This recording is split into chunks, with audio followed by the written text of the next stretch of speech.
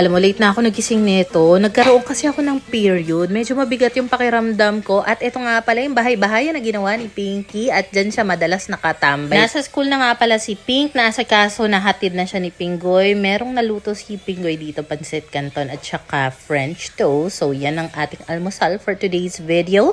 At dahil gusto ko ng something may inom na mainit-init, naisip ko, try ako ng isang tsaa dito. Pinag-iisipan ko yung spearmint ba or hibiscus. Alam mo, merong nag-comment dito, ang sabi ng pinsan kong nasa Dubai, hindi niya daw trip yung hibiscus. So, susubukan ko siya. Kasi, ang bala ko talaga dito, timplahin siya ng may yellow, ganyan-ganyan. Pero gusto ko rin matikman sila ng mainit. So, today is the day na matitikman ko ang hibiscus. Maasim siya. Maasim siya. Hindi ko talaga kayang inumin ng tuloy-tuloy. Ito pala yung mirror na ginagamit namin sa kwarto. Hindi yan talagang salamin. Kumbaga, acrylic mirror sticker lang yan. Tinanggal siya doon sa dating pwesto dahil gagawa na nga ng shelf ni na Pinggoy at Papa para sa projector namin para makanood na nga kami dito. At kita mo ba yung galaw ni Kowa? Ganyan po talaga sila madalas ni Pinky dyan sa kutsyon. Ginagawang trampoline yan. So habang busy nga sa pagpaplano ng shelf na ikakabit si Pinggoy at si Papa, nag-request si Papa gawin ko daw siya ng kape. Hindi kasi ako gumawa ng iced coffee. Kaya sabi ko, sige pa, yung madaling kape lang ang gagawin namin. At syempre, meron akong assistant dito, si Kowa. Kay Papa galing din yung kape at saka yung coffee mate dahil wala na kaming kapeng iba dito. So, mas trip niya yung kape niya. Sabi ko, magdala ka dito pa. Sugar, meron naman na kami. Yung kape at asukal, si Kowa na yung pinaglagay ko sa tasa. Pero yung hot water, ako na, syempre. So, ang iniisip ko, yung tinanggal na mirror sticker, dito siya ilalagay sa may ibabaw ng pink table ng mga bata. Kasi, napansin ko, kapag kailangan manalamin ng mga bata, either lalabas pa sila doon banda sa gate, o kaya sa ref sila nakaharap para lang manalamin, nakakaawa naman. So, umalis ka pala kami ng mabilisan ni Pinggoy dahil kailangan niya ng police clearance. Nire-require kasi sa work niya ng police clearance, yung appointment na naset niya online. Within 3 weeks pa daw yung appointment, nagbabaka sakali siya na makakuha kami ASAP doon. Ang ending, wala, inirefer lang din online. So, nagsayang kami ng pamasahe. Anyway, sinundo na namin si Pinky sa school at pagka-uwi nga namin, inasikaso na ni Pinggoy yung lulutuin niya for our lunch na fried chicken imnida. Alam mo, ang dami nitong niluto niya. Ang lalaki ng hiwa. Grabe, parang kahit ikaw, isang tao ka lang, isang hiwa kakainin mo. Parang hindi mo mauubos. So, dahil nakapagluto naman na si Pinggoy, syempre, gagalaw-galaw din naman tayo dito sa bahay. Ano po? So, eto na nga po ang labahin namin. Medyo marami siya. Bakit? Merong isang cart dyan na ang laman ay mga labahin ni Papa, hindi kita sa video. Tapos itong nasa kulay puting bag, ang laman kasi niyan, mga stuffed toys na mga bata, na mga nilaro nila lately. Siyempre, naalikabukan yan, kailangan malabhan. Ito namang nasa blue na IKEA na bag ay mga sofa cover, bedsheet, kumot, punda, tuwalya. Then dito sa hamper, nandyan lahat ng labahin naming buong pamilya. Mukha ring maganda yung sikat ng araw today, maganda yung panahon, kaya perfect talagang maglaba. So anyway, pinaharap ko na po dito sa atin yung washing machine. Meron kasi mga nag-comment na hindi naman daw masisira yung washing machine even though mabasa yung likod niya. Pero dahil sigurista tayo, naglagay pa rin ako ng cover sa likod. Meron kasi akong maliit naman dito na picnic mat. Waterproof din naman siya. So sabi ko, why not takpan ko pa rin siya? And napansin niyo ba, ang hilig ko sa gingham print talaga. Alam mo, one time, yung pamangkin ni Pinggoy sabi, Tita Ice, can I borrow yung mga bulaklakin or floral na bedsheet? Sabi ko, ay parang wala na kaming ganun. Kasi lately, hindi ko na talaga trip yung mga floral na bedsheet. Mas gusto ko either plain o kaya naman kung may print, parang gingham or mga lines lang like grid na bedsheet lang. Wala lang, na-share ko lang. Wala naman may pake.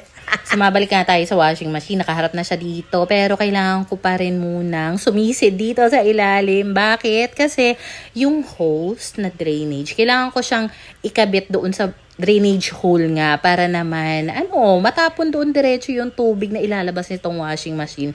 Kasi, tinatanggal ko siya. Iniisip ko kasi, kapag kinip ko lang siyang nakasaksak doon sa drainage hole, baka naman lumusot doon yung mga daga, ipis, ganyan. So, every after use, kailangan ko siya tanggalin. Yun yung pinakaayaw ko dito sa part na ito. Dahil kailangan ko mga sumisid talaga dyan, ala Jezabel, para lang matanggal at maikabit yung hose sa drainage hole. Pero kapag may mga ganito akong challenges, napakababaw nito, sobrang petty lang naman ito. Pero naiisip ko, siguro isang way to na hinahanda, piniprepare ako ni Lord para alam ko na yung mga do's and don'ts kapag nakapagpagawa naman na kami ng sariling bahay. Art! So marami-rami na rin yan, yung mga naililista ko na mga dapat ganto kapag nagkaroon ako ng bahay. Basta ang gusto ko lang, bungalow lang Lord, yung sobrang spacious, malaking lote.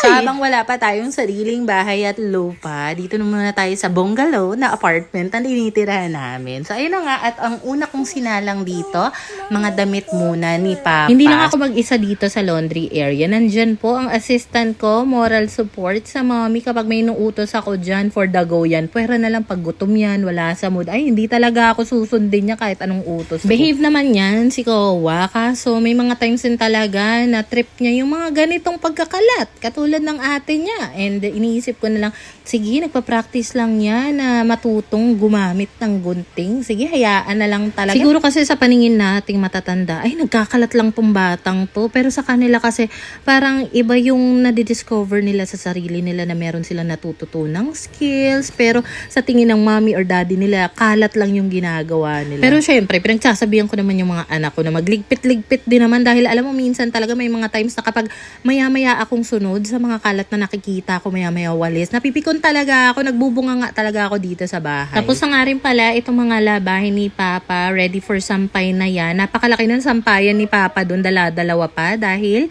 may pinahiram pa sa kanyang isang sampayan doon na portable din. So, i-deliver ko na muna itong mga damit ni Papa para maisampay niya nga doon. Medyo sa likod kasi yung unit niya. Hindi kami tabing-tabi talaga. Ilang araw ko na rin gusto matikman itong strawberry cheesecake ng Selecta na ice cream. Oh my God! Finally, nakahanap si na Pinggoy.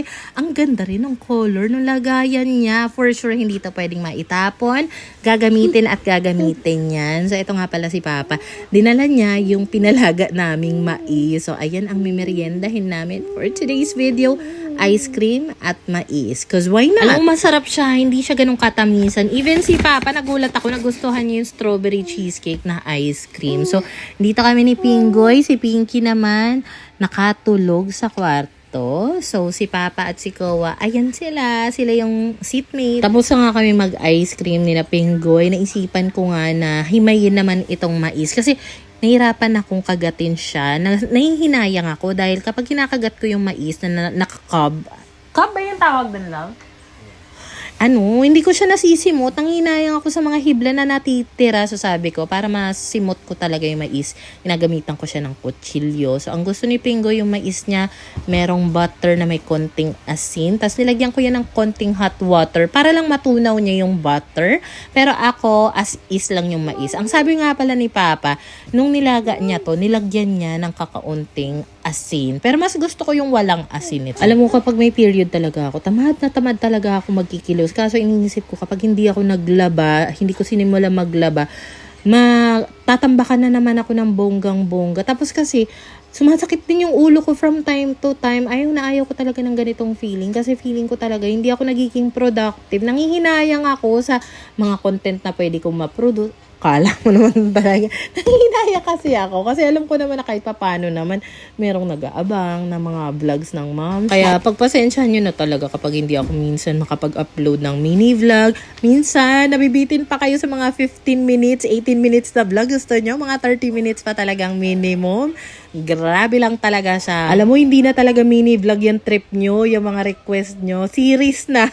Eto nga pala yung pahabol na request ni Kowa. Gusto niya daw ng pakwan. Kaya naman hiniwa ko na yung mga pakwan. Yung iba ilalagay ko sa ref para ready to eat na. Kasi nakakatamad talagang kumain ng prutas kapag hindi pa siya nakaslice. Unlike kapag ganito, kapag gusto mong mag-snack ng prutas, kuha ka lang sa ref and good to go. Kung gusto mong gawin niyang smoothie, gawin niyang shake, mas madali na lang. Lumabas din pala ako saglit para pumunta dun sa apartment ni Papa. Then paglabas nga namin, nakita namin itong buwan. Ang laki niya.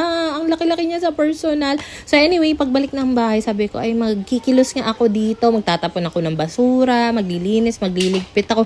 Kaso bigla namang sumakit yung ulo ko dahil talagang Oh my God, di na naman natuloy yung plano kong paglilinis. So, ang ending, natulog na lang ako. At kinabukasan na nga pala ito, na ihati, na isundo na nga ni Pinggoy sa school si Pinky, na malengke din siya dahil magluluto po siya ng sinigang sa miso. So, di ba nung last time na namalengke kami, wala kami nabiling isda or meat. So, this time, meron siyang budget na 1K. Nakabili siya ng salmon, ng pusit, ng iba pang ingredients, banana, at saka may pinabili pa ako sa kanya sa hardware, L-bracket. Kasi hindi talaga magawa ng paraan yung paglalagyan ng projector namin kung walang L-bracket. So, bumili na siya doon. In fairness, napagkasya ang 1 kyaw. Kanina pala, hindi na ako nakapag-film. Pagising ko, dumiretso na ako dito sa labas para makapagsalang. And I think ito na yung pinakahuling isasalang ko. Talagang sinaga kong ubusin yung labahin namin kasi hodang masama yung pakiramdam ko. Hindi naman OA. Very tolerable naman yung nararamdaman ko. Minsan kasi ang sarap i-baby yung nararamdaman natin kapag sumasakit-sakit yung ano, 'di ba? Hindi naman maiwasan yon. Pero kailangan din minsan paglabanan yung mga nararamdaman na yan. Kasi baka hindi na yan sakit. Baka katam lang talaga. Katamaran lang. So, ayan. Very proud po tayo na wala tayong labahing natira. Grabe naman yung siksik, liglig, umaapaw na nga itong luto ni Pinggoy. So, I think hindi namin mauubos yan kahit buong magdamag. Magdamag. Grabe naman. At saka sa mga nag-recommend ng Champion na dishwashing liquid, ayan, nakasubok na rin po tayo. Kain na po tayo. Ready na ang salmon na sinigang sa miso. Ang sarap niya. So, bago pa man din kami mag-lunch, nag-chill lang muna kaming pamilya dito sa kwarto. Palamig lang talaga. Relax lang. And ganito lang usually yung vibes kapag matutulog na kami like sa gabi. Si Pinky madalas nandun sa sofa sa bahay-bahayan niya. Tapos si Kowa naman gusto laging nakaback-hug ang mami. Gusto laging katabi talaga ang mami. Si Pinggoy naman ang laging pwesto niyan kung saan malapit ang charger. Kaya rin pala nagpahinga ako sa kwarto kasi sumasakit yung ngipin ko. Nakakainis. Di na nga maganda yung pakiramdam mo. May period ka, sumasakit ulo mo from time to time. Sumasakit din yung ngipin. So, after mga 2 hours ng pag-aantay sa dental clinic, na check up na rin ako kasi bala ko na talaga magpabunot. At ang sabi dahil may nana, kailangan ko daw muna mag-antibiotic for 1 week bago magpabunot ng ngipin. So, saan tayo ngayon? Sa cafe. Kanina lang masakit ang ngipin. Ngayon nandito tayo sa cafe para umorder. Alam mo, ang ganda ng tiles dito. Meron kasing bagong cafe na nagbukas. Alang Pasita Avenue ito. Famay Cafe. And eto nga, sinubukan ko yung kanilang red velvet cheesecake. Masarap to. Hindi siya katamisan. Umorder din ako ng cookies nila. At saka yung bisco frappuccino. Hindi siya katamisan, natatabangan naman ako sa kanya. Dumaan na rin pala kami ng pharmacy, bumili kami ng pang 1 linggong antibiotic. And then, si Pinggoy nag-crave naman ng Proben. Kaya naman, ordabili tayo ng Proben, kwek, fish balls, kikiam. So, ayun lang naman yung mga kaganapan. Nanakit na ang ngipin at lahat-lahat nagawa pa talagang kumain ng matamis. So, finally, maikakabit na talaga yung projector. Meron na nabili si Pinggoy na L-bracket sa hardware. At si Papa nga ang mag-aasikaso nito. Yung pinaka-shelf nga pala, yan yung pinagpapatungan ng gasolet namin. So, sabi ko, gamitin na lang talaga dito para may maayos na patungan yung aming projector. Ang brand nga po pala ng projector na gamit namin sa kwarto ay Lumos. Thank you very much, Lumos. Ang ganda talaga ng quality ng projector nila. So, ayan, very happy kami dahil nakakanood na ulit kami dito sa kwarto gamit itong projector. So, mag-K-drama marathon muna ang Momshi. Ayun na muna ang chika for today's video. Follow me for more vlogs like this. Bye!